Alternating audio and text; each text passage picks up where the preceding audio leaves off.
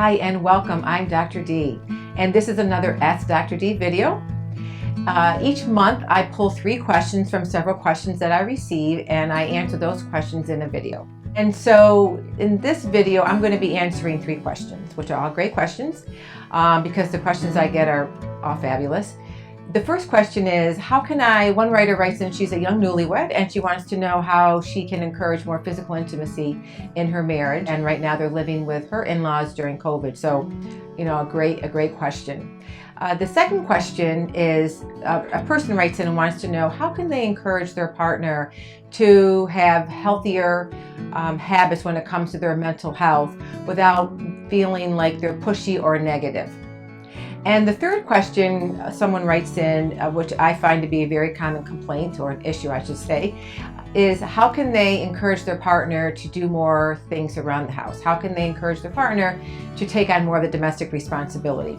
And I will tell you, as a clinician, and I see a lot of couples these days, especially during COVID, that this has really become a hot topic. I think it's always been a hot issue, but it seems like more and more I'm dealing with this on a regular basis. Let's go back to the very first question that I posed, which is, writer writes and wants to know how can she encourage more sexual and physical intimacy in her marriage now that they're living with their in-laws.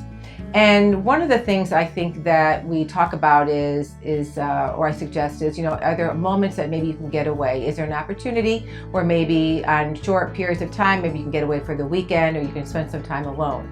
Now, sometimes that's an option. Maybe for many people it is not an option. But if it is, I certainly would encourage that. The other thing is there's other ways to encourage intimacy, whether that be like taking time out during the day, having some different rituals, making sure that you carve out some personal individual time, personal and couples time during the weekend or in times that you're not working, to have some bigger and deeper conversations around that. Because when you're living with other people, there is a privacy issue often. And so even if you have your own bedroom or your own space, sometimes that doesn't always really allot for that privacy that we all really want and need. And especially as a newlywed, when they were living alone before and there wasn't an issue, and now they go to live with the in-laws, now there is. It's really about, okay, so we don't really want the 2 weeks or the 4 weeks to fold into like a month or 2 months or 3 months. How can you start to have those conversations about the limitations that you're living under right now and what really is available? Are there times that you can go away? Are there times during the day or on the weekends or in the evening that you can carve out? Are there moments that you can kind of escape to your own space and have that conversation? Are you talking about what's coming up for both of you that's maybe preventing you from having more intimacy in the relationship? Now, she also shared that eventually the in-laws will move out and they will be together again, just the two of them. And so this also bodes well for a conversation like, okay, how can we reintroduce that into our relationship? What happened? How can we start to talk about ensuring that we carve out that time for one another and that we encourage that part of our relationship? So for that person that wrote in, I hope that helps. Moving on to the next question. And the next question is, how can I encourage my partner to start to have healthier habits when it comes to her mental health? And he goes, I don't really want to be negative and I don't really want to be pushy, but how can I help her do that? And I think that, I'm sure all of us have read so many articles about people's mental health and their well-being, their emotional well-being, and how it's really gone downhill since COVID. Lots of the ways in which we used to cope with our mental health and taking care of ourselves have been taken from us because we've been restricted in what we can do and how we can live. Boding even more importance of having these conversations. So one of the things I suggest is to always lead with kindness and compassion. If you come from a place of caring, for example, I really care about you. I want to make sure that you're getting the help that you need. I want to make sure that you're taking care of your mental health, that we're taking care of our mental and emotional health together. How can we talk about this together? How can maybe we can do some of these things together? How can you and your partner set maybe like teeny tiny habits or teeny tiny rituals or habits that you encourage one another, that you're doing things that are, creating like a positive lifestyle? And I often feel that when we start with, these are all the things I see that are positive about you, these are all the things that I feel like you're doing, I find that a person is more receptive, and they're going to be more receptive to hearing your concern. So the concern should not come from a place of you're doing all these things, you're not doing this, and you're not doing that. It really should come from a place of, I care about you, I care about us. How can we do these things together? How can we talk about this so that you can hear me and hear the cause of the concern from me, because I care for you and I want you to be a happy and healthy person. And so I think that when we talk about this issue, generally speaking, like all the ways people have suffered through COVID, and maybe the ways that you as a couple are suffering, or things that you've got going on, then that creates maybe like a more of an open conversation, right? And I also think that when we lead with curiosity, that we lead with, I'm really curious about what's going on, I'm really curious about maybe how we both have fallen off the rails a little bit, how we're both not doing some of these things we used to do, really what's going on for you, what's going on with us, how can we both help each other? And so for that person that wrote in, I hope that helps. Certainly, keep me posted, and certainly feel free to shoot me an email as to how things are going for you.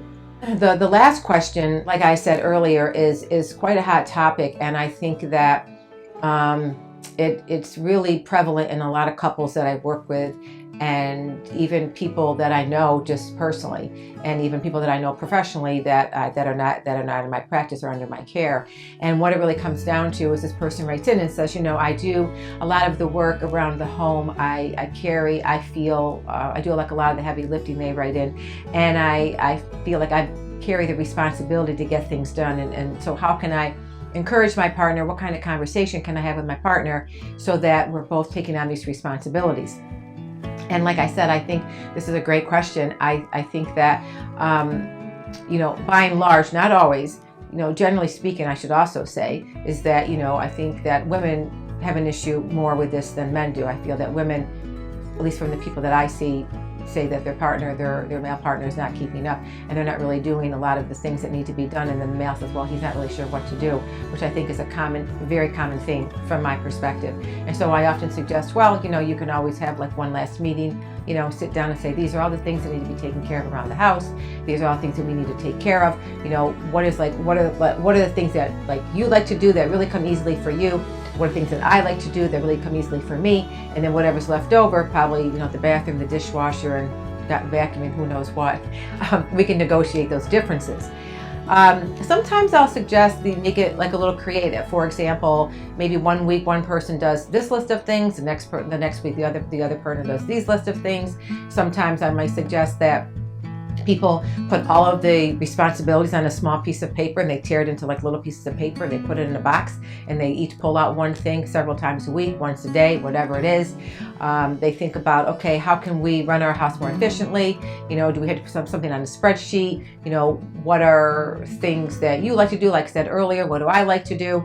And I think that there's other ways of talking about this very sensitive subject, rather than saying to the person, you don't do this and you don't do that. I think, once again, as I shared with the other person, if you lead with compassion, even though you're probably frustrated, if you say, okay, one more time, I really want to lead into this conversation, and I want to share with you, how can we do better? How can we both show up? Really, because when it comes to these types of conversations, it's not each 50%, right? It's 100% each from each person. Now, will there be some times that one person is not able to do their 100%? Sure. I'm not really talking about those times. I'm talking about leading with 100% and really taking the effort and the initiative to want to do better and want to participate as a full partner, which means talking about the sensitive subject of domestic responsibilities. And there are ways, when you lead that way and come up with creative ways to figure out how you're going to manage everything that has to be done in the house, those types of conversations can be done. And I often, well, not really often, I always say to people, your to-do list really never goes away. I mean, there's always going to be things to do. So how are you going to manage that so that you both feel like one person's not doing the heavy lifting, and one person doesn't have to keep asking for the person for help? Help for me is like a 4-letter word, and help isn't really allowed in my house. I mean, I think that help is, can you help me do this? And it makes the other person feel like they're the ones leading, like, okay, I need your help. rather than, hey, we both should be participating in this. And when someone has to always ask their partner for help, they just feel like they really can't rely on their partner, right? And they feel like, oh, maybe I'm just like the parent and the child and I have to ask you for this help, rather than, hey, I need you to show up your 100%. So for the person that wrote in, and for all others who are struggling with this, because there are many, I hope that helps. I always end these videos with letting people know I'm available. Please shoot me a DM on my Instagram at Dr. K. Davin. You can email me at hello@kristendavin.com. You can shoot me an email.